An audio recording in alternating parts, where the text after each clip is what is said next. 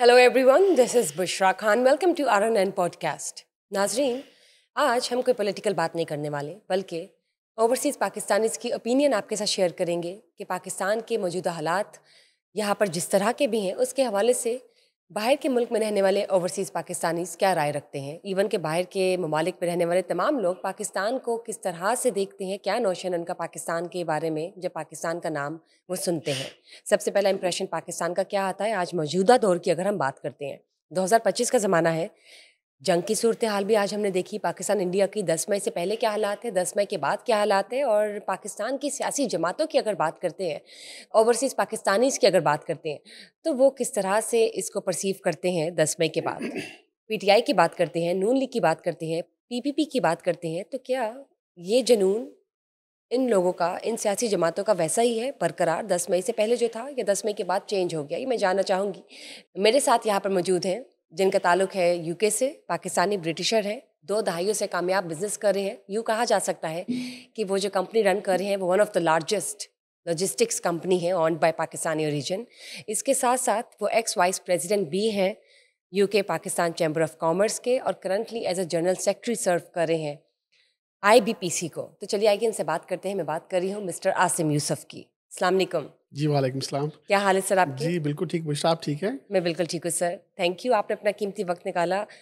कुछ ही देर में आपकी फ़्लाइट और आपने यहाँ से डायरेक्ट एयरपोर्ट जाना है, लेकिन थैंक यू, आपने अहमियत दी हमारे पॉडकास्ट सेशन को। Sir as thank a you, आपने बुलाया और आपकी मोहब्बत है।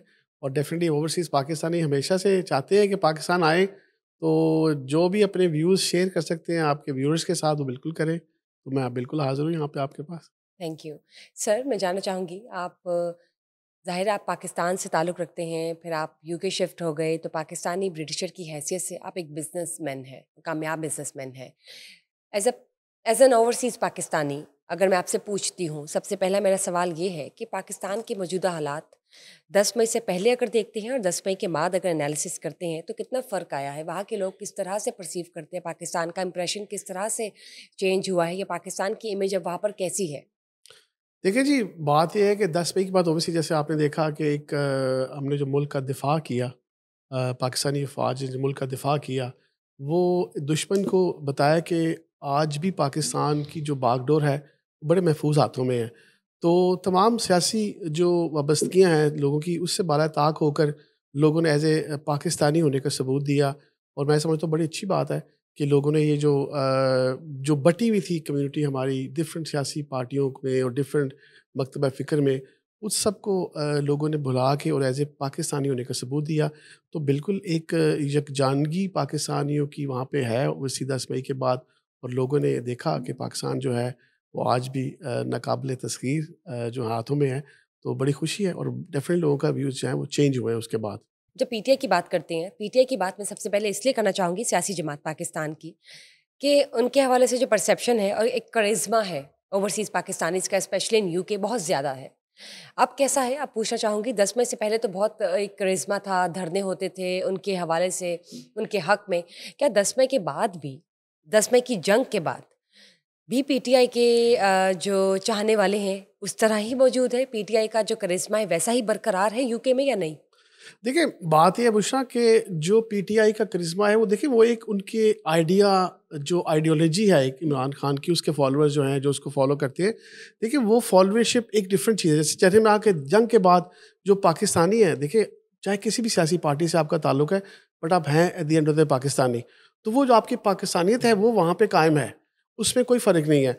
डेफिनेटली जो पीटीआई के जो धरने थे वो एक डिफरेंट चीज़ के लिए थे। जंग के बाद लोग मुत्तहद हो गए। मैं समझता हूँ जंग ने एक जो पाकिस्तानी कम्युनिटी को वहाँ पे मुत्तहद किया। और देखिए हमारी फ़ौज है, हमारा पाकिस्तान है, तो फ़ौज पाकिस्तान के साथ जो लोगों की मोहब्बत है वो तो ख़त्म नहीं हो सकती। आपकी डिफरेंस ओपिनियन हो सकता है डिफरेंट लोगों से, बट ओबियसली आपकी जो फ़ौज है, आपकी जो आर्मी है, उसके साथ आपका जो प्यार है वो रहेगा और कभी ख़त्म नहीं हो सकता। और इस जंग के बाद मैं समझता हूँ ज़्यादा लोगों को पाकिस्तानी आर्मी के साथ मोहब्बत हुई है। और जो उससे जो सियासी वाबस्तगियाँ थी उसमें भी कमी आई है, मैं समझता हूँ। CM पंजाब की बात करते हैं, मिस मरियम नवाज़ की बात करते हैं, उनकी परफॉर्मेंस को किस तरह से कंसीडर किया जा रहा है, किस स्केल पर मेजर किया जा रहा है, किस तरह से रेट किया जाता है 1 आउट ऑफ 10 बाहर ओवरसीज़ पाकिस्तानीज़ की जानब से? क्या वो वाकई काम कर रही है उनकी नज़र में या नहीं? देखिए बात फिर वही, देखिए मैं जैसे अभी मैंने कहा कि जब आप बात करते हैं काम की या किसी, देखिए कोई भी अगर सियासी पार्टी है, चाहे वो पीटीआई है या नून लीग है, मैं समझता हूँ हर सियासी पार्टी ने कुछ ना कुछ अपने दौर में अच्छे काम किए हैं। तो नो डाउट आज जो मरीम नवाज़ हैं वो पंजाब को बड़ा अच्छा लीड कर रही हैं, और जो उनकी जो जो परफॉर्मेंस है, मैं समझ दूसरे सूबों के लिए वो एक मिसाल है। बिकॉज मैं डिफरेंट जगहों पर ट्रैवल करता हूँ पाकिस्तान के अंदर, और लोगों को देखता हूँ कि लोग पंजाब में जो काम किया जा रहा है उसको काफ़ी सराहते हैं। देखिए उसके अलावा जो भी उनकी अपनी पर्सनल शख्सियत के हवाले से या उनकी सियासी आइडियाज़ के हवाले से लोग उनकी मुखालफत करते हैं, वो एक डिफरेंट चीज़ है। बट मैं समझता हूँ अगर कोई बंदा अच्छा काम करता है तो उसको अप्रिशिएट भी करना चाहिए। हम लोग तनकीद बराए तनकीद करते हैं, बट तनकीद ही नहीं करनी चाहिए। अगर कोई बंदा अच्छा काम कर रहा है तो उसको सराहना भी चाहिए। तो नो डाउट इस वक्त पंजाब में बहुत सारे प्रोजेक्ट्स जो हैं वो हो रहे हैं, बहुत सारा काम किया जा रहा है जो कि पब्लिक की जो है वो बेनिफिट्स के लिए है, पब्लिक के फ़ायदे के लिए है। तो ये अच्छी मैं समझता हूँ उनकी कारकर्दगी जो है पंजाब गवर्नमेंट की। और डेफिनेटली जो मरियम है वो सीएम पंजाब और जो जो शहबाज शरीफ को के काम को फॉलो करती हैं। शहबाज शरीफ ने भी पाकिस्तान में जो पंजाब में स्पेशली जो उन्होंने काम किया है वो तमाम लोगों के सामने लोग उसको जानते हैं। तो ये चीज़ उन्होंने उसको आगे कैरी ऑन की और इसको ज़्यादा एग्रेसिव लेके चल रही है। यकीनन। इस्लामाबाद में एक कन्वेंशन हुआ और उसके बाद ब्रसल्स में हुआ। इन दोनों कन्वेंशंस के बाद जिसमें फील्ड मार्शल ने ब्रसल्स कन्वेंशन में तो शिरकत भी की। आप क्या देखते हैं कि फीडबैक क्या है ओवरसीज़ पाकिस्तानीज़ का, और उसके बाद क्या ओवरसीज़ पाकिस्तानी ये कंसीडर करते हैं कि वो पाकिस्तान की बिज़नेस कम्युनिटी में सरमायाकारी करेंगे? देखिए कन्वेंशन में शिरकत करना और एक सरमायाकारी करना मैं समझता हूँ 2 डिफरेंट चीज़ें हैं। ट्रू। देखिए कन्वेंशन में आप आए, आपने वहाँ पे लोगों को इनवाइट किया, मुख्तलिफ बिज़नेस कम्युनिटी के लोगों ने वहाँ पे शिरकत की, और एक बड़ी तादाद जो थी वो वहाँ पे आई और लोगों ने भरपूर शिरकत। देखें पाकिस्तान से कोई भी बाहर जाता है तो उसके जो सपोर्टर्स होते हैं, चाहे वो आपकी किसी सियासी पार्टी है, लेकिन जैसे मैंने कहा कि पाकिस्तान आर्मी क्योंकि हमारी अपनी आर्मी है, तो हमें ओवैसी उसको सपोर्ट करना है। तो लोगों ने डेफ़िनेटली उस पे भरपूर एक शिरकत भी की। जहाँ रही बात देखिए जो बिज़नेस करने की या इन्वेस्टमेंट करने की, देखिए ये एक डिफरेंट सिनेरियो मैं समझता हूँ। देखिए पाकिस्तान का एक शुरू से अलमिया रहा है कि पाकिस्तान में जो पॉलिटिकल स्टेबिलिटी है और जो पॉलिसीज़ के अंदर कंटिन्यूटी है वो नहीं रही। हमेशा से एक गवर्नमेंट आती है, अपने कुछ प्रोजेक्ट्स लेके आती है। जैसे मैंने कहा कि हर गवर्नमेंट ने कुछ ना कुछ अच्छे प्रोजेक्ट लेके आए, पढ़ा लिखा पंजाब आया, जो ओवरसीज़ अकाउंट्स खोले गए और रियल एस्टेट में इन्वेस्टमेंट हुई, या आज भी जो गवर्नमेंट जो प्रोजेक्ट लेके आ रही है। बट वो जैसे ही गवर्नमेंट बदलती है वो प्रोजेक्ट ख़त्म हो जाते हैं या उनके बिल्कुल ध्यान नहीं दिया जाता, और जो पॉलिसीज़ है वो चेंज हो जाती हैं। तो मैं समझता हूँ जो पॉलिटिकल इंस्टेबिलिटी है आज पाकिस्तान के अंदर, उसकी वजह से ओवरसीज़ पाकिस्तानी बिल्कुल जो है वो सोच में है कि पाकिस्तान में इन्वेस्टमेंट की जाए या ना की जाए। तो मैं समझता हूँ कि ये एक बड़ा ज़रूरी एक वक्त की ज़रूरत है कि आज हम तमाम सियासी पार्टियाँ या जो मुख्तलिफ हल्के के लोग हैं उनको बैठ के पाकिस्तान को स्टेबल जब तक नहीं करेंगे, कोई भी बंदा यहाँ बिज़नेस करने के लिए तैयार नहीं होगा।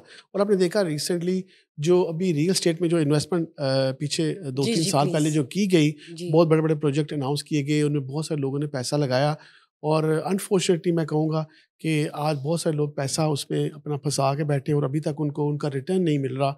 और जो प्रोजेक्ट हैं वहाँ ज्यों के त्यों हैं, उनमें कोई डेवलपमेंट नहीं हुई। जो आपको प्रोजेक्ट कहा गया 3 साल में डिलीवर होंगे, अभी तक डिलीवर नहीं हो पा रहे। तो ऑलरेडी काफ़ी सारा पैसा जो रियल एस्टेट में लोगों ने इन्वेस्ट किया था वो उनका फँस चुके हैं फँस ओवरसीज़ चुका है। पाकिस्तानीज़ का? बिल्कुल फँस चुका है। तो मैं समझता हूँ कि मैं कल ओएफपीएफ में बैठा था, उनसे भी मेरी बात हो रही थी कि यार ये जो प्रोजेक्ट में लोगों ने पैसा लगाया है, तो जो गवर्नमेंट ऑफ पाकिस्तान है इसको चाहिए कि यार वो प्रोजेक्ट या तो टाइमली डिलीवर करवाए या लोगों का पैसा उनको वापस किया जाए। क्योंकि अगर आप इसको नहीं करेंगे तो रियल एस्टेट में मज़ीद आप इन्वेस्टमेंट जो है उसको एक्सपेक्ट नहीं कर सकते। आज दुबई के अंदर पूरी दुनिया से इन्वेस्टमेंट आ रही है रियल एस्टेट के अंदर, और आज दुबई जो है दुनिया की इमर्जिंग इकोनॉमी इसके अंदर उसका नाम है, और उसमें यकीनन। जो मेजर उसका जो रोल है दैट इज़ रियल एस्टेट। आज हर बंदे का ख्वाब है कि दुबई के अंदर अपना घर लिया जाए, और इवन हमारे यूके से, पाकिस्तान से बहुत सारे बिजनेसमैन अपना पैसा निकाल के उधर और लेके दुबई जा में रहे लेके हैं। जा रहे हैं, दुबई भी प्रॉपर्टी में इन्वेस्ट कर रहे हैं, और मेजोरिटी जो वहाँ पे इन्वेस्टमेंट वो रियल एस्टेट के अंदर हो रही है। तो मैं समझता हूँ हमारे यहाँ पे भी कोई ऐसी चीज़ नहीं, अगर गवर्नमेंट ऐसे कुछ स्टेप्स उठाए कि ओवरसीज़ पाकिस्तानी अगर इन्वेस्ट करते हैं तो उनको ये श्योरिटी दी जाए कि आपका जो प्रोजेक्ट ऑन टाइम डिलीवर होगा, और जो आपकी रिटर्न्स हैं वो आपको मिलेगी। तो मैं नहीं समझता कि लोग यहाँ पे क्यों इन्वेस्टमेंट नहीं करेंगे। हमें किसी से कर्जे लेने की ज़रूरत नहीं है। अगर हम अपने पाकिस्तानियों को, ओवरसीज़ पाकिस्तानियों को यहाँ पे एक सेफ इन्वायरमेंट ही दे दें, डज़न्ट मैटर कोई भी गवर्नमेंट आए, पॉलिसीज़ जो ओवरसीज़ के लिए वो सेम रहनी चाहिए। अगर आज पाकिस्तानियों को आप सेम एक एटमॉस्फेयर, अच्छा माहौल दे देंगे डिस्पाइट द फैक्ट कोई गवर्नमेंट है, तो ओवरसीज़ पाकिस्तानी यहाँ पे बहुत सारा पैसा लाने के लिए तैयार बैठे हैं और वो लाना भी चाहते हैं। और जहाँ पे भी, जब भी आपने ओवरसीज़ पाकिस्तानियों को याद किया है, चाहे वो किसी कुदरती आफात में किया हो, ओवरसीज़ पाकिस्तानियों ने हमेशा पाकिस्तान के लिए जो है वो आए हैं। बट ये है कि अनफॉर्चुनेटली इनको कोई सही रिप्रेजेंट नहीं कर पाया, या गवर्नमेंट इनको सही तरह से सीरियस नहीं लिया, या ऐसा उनके लिए प्रोजेक्ट नहीं किया गया। ये सिर्फ वक्ती तौर पे आती हैं और अपनी गवर्नमेंट्स को, अपने बेनिफिट्स को देते हैं, और ओवरसीज़ पाकिस्तान के बारे में कुछ नहीं सोचा जाता। मतलब उनकी आवाज़ नहीं सुनी जाती, उनकी आवाज़ नहीं है, सही नहीं है, सही नहीं और है, यूजुअली ट्रांसपेरेंट किस्म के प्रोजेक्ट्स नहीं नहीं है, है। जिसमें सरमायाकारी ऑलरेडी ओवरसीज़ पाकिस्तानीज कर चुकी हैं, वो हाँ, अब तक स्नब हो चुकी है, काम हो चुके हैं, वो डिलीवर नहीं हो रहे, वो सीज़ हो चुकी हैं, मतलब उनमें कोई ग्रोथ नज़र नहीं आ रही। नहीं आ रही। और ऐसा है कि ज़ाहिर है हमारी हुकूमत भी सुन रही होगी, और उनसे भी ये इल्तिजा है, अपील है कि वो जो पीछे प्रोजेक्ट्स ऑलरेडी फंसे हुए हैं उनको बहाल करा के उनको क्लियर करें, ताकि वो एक एग्जीक्यूशन तक पहुंचे, फिर एक नया प्रोसेस स्टार्ट हो सके, ताकि सरमायाकारी जो है वो नए तरीके से शुरू हो सके और पाकिस्तान की मईशत को भी फ़ायदा हो। बिल्कुल दुरुस्त बात है आपकी कि ओवरसीज़ पाकिस्तानीज़ को रियल एस्टेट इंडस्ट्री में, स्पेशली पाकिस्तान में, टू सम एक्सटेंट कुछ ना कुछ इश्यूज़ रहे हैं शुरू से, लेकिन उनको क्लियर करना बनता है। और हुकूमत, आई एम होपफुल कि हुकूमत जो है वो इस पर नज़रसानी करेगी और इसकी तरफ भी एक्शन लेगी। बिल्कुल। सर, मिस्टर डोनाल्ड ट्रंप की बात करते हैं, यूएस प्रेसिडेंट। आपने देखा होगा कि 10 मई के बाद से मिस्टर डोनाल्ड ट्रंप ने फील्ड मार्शल को ग्रेट फील्ड मार्शल कहा, और हमेशा से पाकिस्तान की उस वक्त से टिल टू डेट तारीफ़ कर रहे हैं, और इंटरनेशनली उनको सराहा जा रहा है मिस्टर डोनाल्ड ट्रंप की जानिब से। आपको क्या लगता है कि जब यूके में ये सुना जाता है कि यूएस प्रेसिडेंट तारीफ़ कर रहे हैं, पाकिस्तान को अप्रिशिएट कर रहे हैं, तो ओवरसीज़ पाकिस्तानीज़ वहाँ पर किस तरह का उनका इंप्रेशन होता है, वो क्या सोचते हैं इस हवाले से? देखिए बुशरा, मैं समझता हूँ कि अगर आपने बात की है अमेरिका की या यूएस प्रेसिडेंट की, तो देखिए वो अपने फ़ायदे की बात करते हैं। जहाँ पे उनको फ़ायदा मिलता है, वो उसी बंदे को, आज से अगर आप कुछ साल या कुछ काफ़ी साल पीछे चलिए, जब ये सारा कुछ, जब तालिबानाइजेशन हुई, पाकिस्तान ने वॉर ऑन टेरर में अमेरिका का साथ दिया, तो उस वक़्त भी ये सारी शाबाशियाँ मिलती थी। फिर वही अमेरिका था जो पाकिस्तान को बुरा भला भी कहता रहा। तो मैं समझता हूँ ये मफादात की एक जंग है। जो मफादात आपके हैं, अमेरिका के जो मफादात हैं, आज अगर आप उसके लिए खड़े हैं, तो वो आपके वो थपकी भी देंगे, आपको शाबाशी भी करेंगे। लेकिन जहाँ पे आप उनके मफादात के साथ खड़े नहीं होंगे, तो वहाँ पे वो आपको अप्रिशिएट नहीं करेंगे। तो ये आज जो आप अमेरिका के साथ देखें, जो मिडल ईस्ट जो पीस प्रोसेस में आप पाकिस्तान का जो किरदार रहा है, उसी पाकिस्तान का एक बड़ा कलीदी किरदार रहा है, जो मिडल ईस्ट का पीस प्रोसेस भी हुआ है, जो पैलेस्टाइन में या इधर। तो वहाँ पे आपका जो किरदार, उसकी वजह से आप, इसी अमेरिका ने जो आपको उस पे साथ लेके चले, और पाकिस्तान ने बड़ा एक अहम किरदार अदा किया है। लेकिन मैं समझ रहा हूँ इन तमाम चीज़ों के अंदर पाकिस्तान के लिए एक अपॉर्चुनिटी भी है। जहाँ पे आप दूसरी गवर्नमेंट्स के साथ आते हैं, काम करते हो, you should ask for some sort of benefit for your own country. आप उनसे टैक्स में रिलीफ ले सकते हैं। देखें, ट्रंप ने 19% का जो टैरिफ दिया पाकिस्तान को, वो कोई स्पेशल टैरिफ नहीं है, वो बहुत सारे लोग कंट्रीज़ को दिया। आप पाकिस्तान से कोई ड्यूटी फ्री की प्रोडक्ट लेते, कोई और मराहत ट्रू। लेते, बजाय ये कि आप एक 19% टैरिफ लेके और सोचा कि आपको कोई वहाँ बेनिफिट हो गया। तो मैं समझता हूँ ये दुनिया में जो है, ये सारी मफादात की जंग है। It's all about your benefits. तो अगर आप देखें कि ट्रंप के साथ अगर आज खड़े हैं, अगर आपकी ट्रंप के साथ अच्छी दोस्ती है, वी शुड आस्क कि पाकिस्तान के लिए इसमें क्या फ़ायदा है? पाकिस्तान की मईशत के लिए क्या फ़ायदा है? पाकिस्तान की आम पब्लिक के लिए क्या फ़ायदा है? वो कुछ भी नहीं है। तो ये मैं समझता हूँ कि इस पे गवर्नमेंट को चाहिए कि it's a good opportunity for the government to negotiate better deals for Pakistan, better deals for Pakistani exporters, जिनको वहाँ पे आप मरा दे सकें, ड्यूटीज़ में कम से कम छूट मिले, जिससे आपकी इंडस्ट्री को फ़ायदा हो। तो ये चीज़ अगर आप करेंगे, तो बाकी थपकियाँ खाली, तो वो उससे तो पाकिस्तान का पेट जो है ना, पेट नहीं भरने वाला खाली थपकियों से। बिल्कुल ठीक, बिल्कुल दुरुस्त। लेट्स सी कि पाकिस्तान जो है वो किस तरह से, या पाकिस्तान की जो हुकूमत है वो किस तरह से कोई अच्छी सी स्ट्रेटजी डिवाइस करती है, ताकि इस पर इम्प्लीमेंट हो सके, या आगे जाके पाकिस्तान के फ़ायदे के लिए कोई एक्शन जो है वो लिया जा सके इंटरनेशनल स्केल पर। अगर इंडिया और यूएस की बात करते हैं, आपने देखा होगा कि उनके दरमियान एक मुआहिदा हुआ है, उससे आपको लगता है कि पाकिस्तान पर कोई असरात मुरातब होंगे? देखिए पाकिस्तान को देखिए, पाकिस्तान की अपनी के एक स्ट्रेटेजिक जो एक जगह है पाकिस्तान की खत्ते में, अपनी एक जगह है और बड़ी अहम जगह है पाकिस्तान की। जो तो मैं नहीं समझता इससे कोई फ़र्क पड़ेगा। देखिए अमेरिका ने जो है वो पाकिस्तान से भी ताल्लुकात रखे हैं, इंडिया के साथ भी रखे हैं। एट द एंड जहाँ पे उनका फ़ायदा है, उन्हें अपना जो है वो असलहा और जो जो एमिनेशन बेचते हैं वो बिल्कुल इंडिया को भी देना है। और भी जो रिसेंटली उनकी जो डील हुई है इंडिया के साथ, जो डिफेंस की डील हुई है, that is obviously part of their their agenda. वो इस तरह से करते हैं हमेशा से। जहाँ अमेरिका का फ़ायदा है, आज पाकिस्तान के साथ फ़ायदा होगा, पाकिस्तान के साथ खड़े हो जाएंगे। जहाँ इंडिया के साथ होगा तो इंडिया के साथ खड़े हो जाएंगे। तो मैं समझता हूँ अगेन, जैसे मैंने कहा कि it's all about your interest. हर मुल्क अपने इंटरेस्ट को देखता है। तो मैं समझता हूँ हमारी भी जो गवर्नमेंट्स हैं, उनको अपना पर्सनल इंटरेस्ट देखना चाहिए, जो खाली उनके अपने फ़ायदे नहीं हो, एक कौम के लिए या एक मुल्क के लिए उसका फ़ायदा जो वो हो। और एक आम आदमी को, जैसे मैंने कहा कि अगर आप उससे कोई ट्रेड डील ऐसी लेते हैं, कोई ड्यूटीज़ में छूट लेते हैं, तो उसका फ़ायदा डेफ़िनेटली आपकी इंडस्ट्रीज़ को आएगा, उससे आगे चीज़ वो आपके आम आदमी को मिलेगी। तो मैं समझता हूँ इस तरह की कोई चीज़ अगर गवर्नमेंट लेने में कामयाब होती है, तो that is will be the achievement for the government.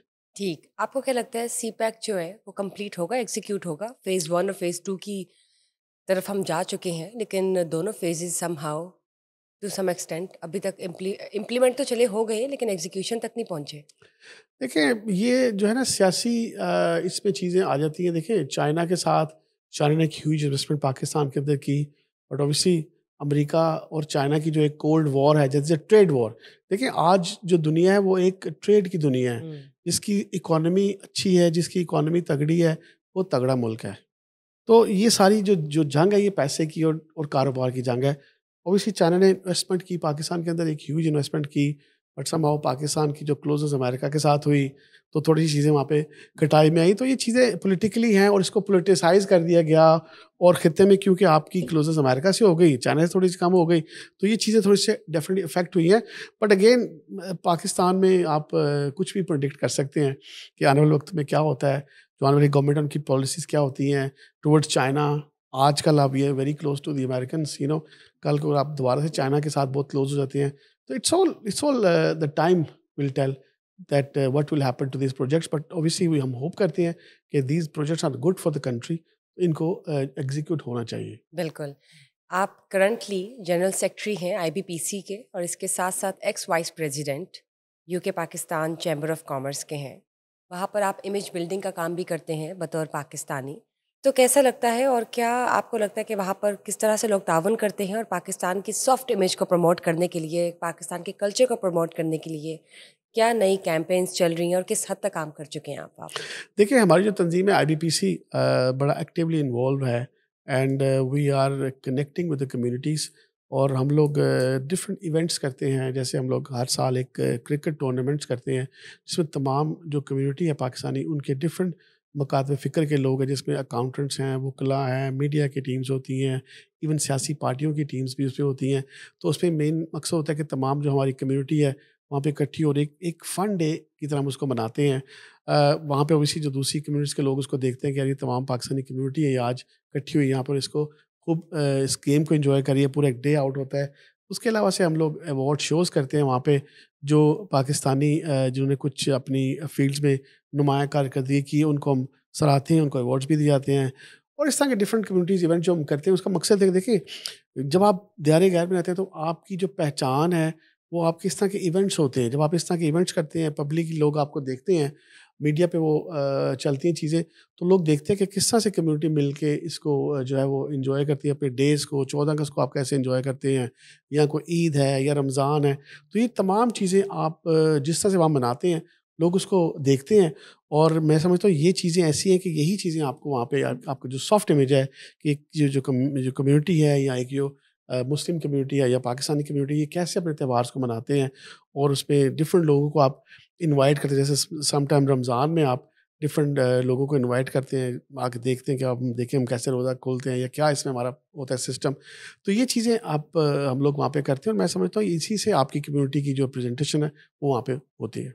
और पाकिस्तान की अगर बात करते हैं, तो आपको लगता है कि पाकिस्तान की मौजूदा हुकूमत और मौजूदा कम्युनिटीज़ वाकई एक अच्छे लेवल पर और मेहनत के साथ काम कर रही है कल्चर को, आर्ट्स को प्रमोट करने में? देखिए, अगर आप मुझसे ऑनेस्टली पूछेंगे तो मैं समझता हूँ कि बहुत सारा काम अभी होना बाकी है। हम लोग कुछ सियासी वाबस्तगियों में बहुत ज़्यादा पड़ गए हैं। एज़ ए नेशन अगर हम देखें तो हम बहुत ज़्यादा बँट गए हैं सियासी पार्टियों के अंदर। और जो मुल्की मफादात हैं, जो जो पाकिस्तानियत है, वो समहाउ मैं समझता हूँ कि वो सियासी पार्टियों की नज़र होती जा रही है और बहुत ज़्यादा लोग इसमें एग्रेसिवली भी हो जाते हैं इन्वॉल्व। तो मैं समझता हूँ इन चीज़ों को भुला के हमें इन चीज़ों पे थोड़ा काम करना चाहिए। जो गवर्नमेंट्स हैं, उनकी जो वाबस्तगी है वो भी ज़्यादा से ज़्यादा अपनी पार्टीज़ को प्रमोट करने के लिए या अपने अपने जो आइडियाज़ को प्रमोट करने, उसकी बजाय पाकिस्तान को प्रमोट किया जाए। तो मैं समझता हूँ बहुत सारा काम जो है वो होना चाहिए, होना बाकी है, और उस पे अगर हम ध्यान दें तो दैट विल बी बेटर। चलिए लेट्स सी, आपने जो कहा बतौर overseas Pakistani, I am just hopeful कि हुकूमत और मौजूदा हुकूमत में जो लोग मौजूद हैं वो इसको ज़रूर सुने, इस पर नज़रसानी करें और पाकिस्तान के मौजूदा हालात में ज़ाहिर है मशावरत जो है वो बहुत एक अच्छी एक एक पॉजिटिव एक स्टेप है कि आप सबके मशवरे को इकट्ठा करके एक जो प्रोजेक्ट है उसको आप तश्कील दें। उसी में फ़ायदा होता है पाकिस्तान का भी, पाकिस्तान के शहरियों का भी और उन लोगों का भी जो पाकिस्तान से दूर रह रहे होते हैं और पाकिस्तान का हिस्सा है और पाकिस्तान को हमेशा तरक्की करते हुए ही देखना चाहते हैं, जिस तरह आप यहाँ पे मौजूद हैं। अमेरिकन हिस्ट्री में पहले मुस्लिम मेयर हैं न्यूयॉर्क सिटी के मिस्टर ज़हरान ममदानी। पाकिस्तान का तो आपने देखा होगा कि कितना अच्छा फीडबैक रहा और सब ने अप्रिशिएट किया, लेकिन यूके में रहने वाले पाकिस्तानीज़ और इसके अलावा बाकी यूके में जो रहते हैं सारे ब्रिटिशर्स, उन्होंने किस तरह इसको परसीव किया, उनका क्या फीडबैक है? देखिए, मैं समझता हूँ कि ये एक जो ज़ोहरान ममदानी हैं, उन्होंने एक हिस्ट्री क्रिएट की है। और न्यूयॉर्क का पहला मुस्लिम मेयर, देखिए ये अमेरिकन हिस्ट्री में पहली दफ़ा मुस्लिम मेयर आए हैं। और ये बड़ी एक मैं समझता हूँ एक इट्स अ बिग अचीवमेंट। और इट्स नॉट ईज़ी। अमेरिकन जो लोग हैं, जो पुराने उनके सियासतदान हैं, they spend huge amount of money उनको डिस्ट्रॉय करने में, उनके इमेज को डिस्ट्रॉय करने में। बट न्यूयॉर्कर्स ने उनको वोट दिया और उनको कामयाब किया। और वो एक मैं समझता हूँ is the first Muslim mayor and he is very energetic. बहुत अच्छा, passionate. Passionate, very energetic and very young. और मैं समझ, जैसे हमारे लंदन के पहले मुस्लिम मेयर सादिक खान हैं, ट्रू। और I think he third tenure अपना वो कर रहे हैं नाइस। माशाल्लाह। तो ये एक हिस्ट्री क्रिएट होती है और बड़ी खुशी होती है। तो ऐसे किसी जगह पे मुसलमान मेयर को देखते हैं और उनका जो पैशन देखते हैं, मैं समझता हूँ कि दैट इज़ अमेजिंग। और ये आने वाले वक्त में जहाँ भी बड़ी खुशी का मौका है। लेकिन मैं समझता हूँ ज़ोरान ममदानी को बहुत सारे चैलेंजेस का सामना करना पड़ेगा। उनके अपने इर्द गिर्द के जो लोग हैं, उनकी अपनी सियासत के जो लोग हैं, ऑब्वियसली उनको चैलेंजेस जो देखने पड़ेंगे। बट एज ए डिसीजन देखा तो it's a very very good decision. और इस पे बड़ी खुशी की बात है कि आज न्यूयॉर्क के जो मेयर हैं वो एक मुस्लिम मेयर हैं। Thank you for being part of the show. Thank you very much. Thank you guys for watching us today. Just stay tuned for another session. Till then, bye bye.